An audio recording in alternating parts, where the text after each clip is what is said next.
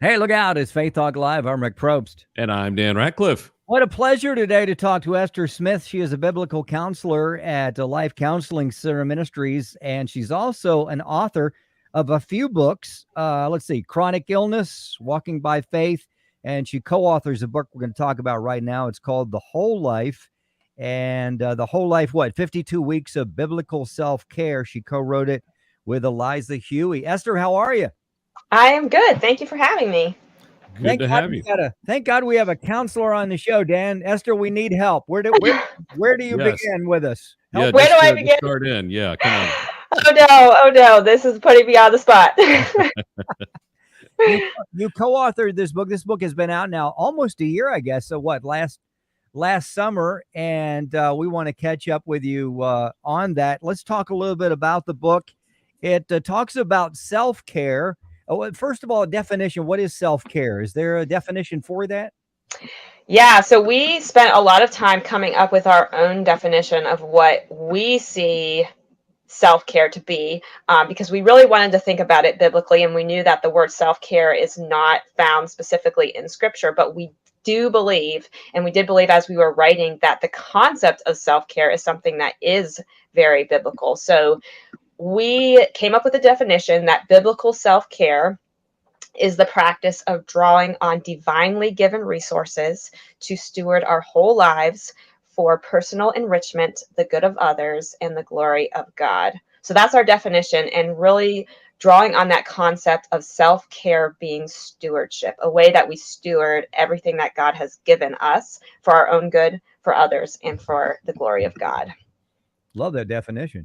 Yeah, and now in talking about the book and in the explanation of the book on your website, it talks about how we just live at a pace that's impossible to keep up with, and we're just constantly busy, and that can lead to a lot of, we don't think about it, but it can lead to a lot of physical problems. Is that right? Yeah, absolutely. I think that that is one of the first ways that stress and burnout can show up for a lot of people, is that they'll start to experience physical symptoms. It could be tension, muscle tension, stomach problems, headaches, and a lot of times people don't realize that, oh, this is actually because I'm feeling stressed. And this might be the first sign that maybe I'm not focusing on some of these self-care practices that I should be. Mm-hmm. Yeah. Now you talk about and physical, and no doubt, right? Emotional. You throw in the spin there, depression and anxiety, the mixed bag. And if you look at polls here in America, Christian or non, that's what folks are wrestling with. So, way to go! Put this book together. 52. It's 52 weeks Yeah. of biblical. Well, that makes sense. One a week. There you Yes, go. exactly. See, Rick's catching on. There you go. It takes a little while for this guy to catch on. So through your counseling of folks, you and Eliza, did you come to the point where you figured out, hey, wait a minute, all these people seem to be going to the same place. How can we cut to the chase and help them weekly with a little bit of self-care to teach them how to steward some things so that they can get mentally and physically back on track? Is that how it worked?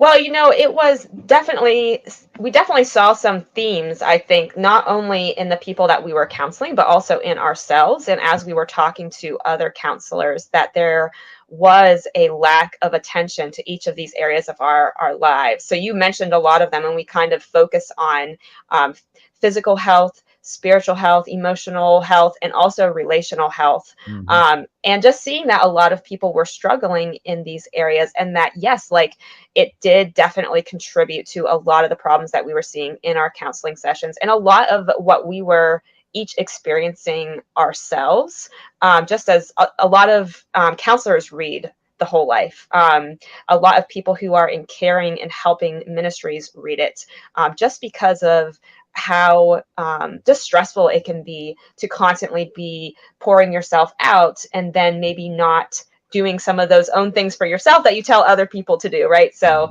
we wrote it for ourselves, we wrote it for other counselors, we wrote it for the people that we counseled, just seeing definitely themes of people not caring for some of those areas. Now, do these practical guides, are they good for all ages? Is it specific to men, women, or older, younger, or does it work for everybody? I think that it reaches a pretty diverse range of people. And I think one of the reasons for that is because we did co-write it. And, if Eliza were here, we would, share with you some of the ways that we're different. We're very different people. We have different strengths. We experience life differently. We have different struggles, right? So we both wrote from different perspectives, which I think helps it to reach a wider range of people. I do think that, for any adult, for men, for women, for older people, for younger people, it is going to be helpful and hopefully kind of reach people in different places. I specifically wrote parts of it based on my perspective of dealing with physical struggles, physical chronic illness. So a lot of people kind of will see that theme throughout it. Eliza comes from this, she's in just a lot of different ministry roles, a lot of leadership responsibility with her perspective. So I do think that it's going to just resonate with a lot of different people. Esther Smith, we're talking about the book. It's The Whole Life, 52 Weeks of Biblical Self-Care. She co-wrote it with Eliza Huey. Eliza said she didn't want to come on the show with us because we're beyond help, Esther. So But Esther's like, no, they can be helped. there's still a chance. Well, now this has been out, as you mentioned, almost a year. Maybe it has been out a year because I guess, hey, we're here in June, right? It's the summer. What have you heard so far from folks that have picked up the book, read it, or heard it maybe on Audible? What? Yeah. So it came out last July. So it's been almost a year since it came out. And we have gotten a lot of really, really great feedback. One piece of feedback being that a lot of people would feel this guilt around self-care. And reading through the book, seeing kind of the biblical basis for it, a lot of that guilt being released, and just this freedom to be like, okay, I can focus on this. We've heard a lot of feedback of counseling staffs and ministry teams kind of going through the book together, and that being a really helpful topic to focus on in a group setting where you're all kind of discussing the different concepts. And we very purposefully made it into a 52-week book because these concepts are really simple in one sense of like grasping the concept of caring for yourself, but so difficult to actually implement and to put into practice. So a lot of people, myself included, as seasons change and you're trying to figure out what self-care looks like, it just takes time. So a lot of people are kind of going through it together. They're going through it slowly, taking time to implement it. And we've gotten just a lot of really, really great feedback from people. Esther, why do you think that is, that it's so hard for us to focus on ourselves and take care of ourselves when in actuality we're not going to be much help to others unless we're healthy, right? Mm-hmm. I think there's a lot of different reasons why people don't slow down. There's that guilt that I talked about, kind of this guilt and shame, which I think can come from, certain Christian circles where it just seems like I'm supposed to focus on other people and that's supposed to be my focus. And there is a lot of truth to that. But like you said, there is this point where if you do that, you're going to reach a point where you're not going to be helpful to people because you're struggling so much that you're not going to be able to help them. So there's the guilt, there's the shame. I think that a lot of people like being busy. I'll speak for myself. Like I like that feeling of being busy. It's hard to slow down because there's so many opportunities and I want to be a part of them all. For other people, I think they just don't even realize, like there's a lack of awareness that, oh, I'm going at this super fast pace. It's just the way people live. It's normal. So there is this lack of awareness that it's even happening. So it depends on the person, I think, a lot of reasons. Yeah. The Whole Life is the book, 52 Weeks of Biblical Self-Care, and we're talking with Esther Smith. She is the co-author of the book, and you'll see there a good place to go to find out more. Dan is a Christian counselor, Esther, and I've been a pastor since 1989 of all roles. Started out as a youth pastor and lead, and then came back to be associate. And I feel much better now that I'm not the head man in charge. But you hit a great point. I mean, there are people that are counseling and ministering, and they have a huge heart and they want to help people. But what happens is we get just fast and furious helping other people, and we forget about ourselves. And then we end up in a ditch going, how did I get here? Lord, help me. So thank you Mhm. so much for what you've done to put this together. What's next for you guys? Do you plan on writing another book together? You got something in the hopper for yourself? What's going on?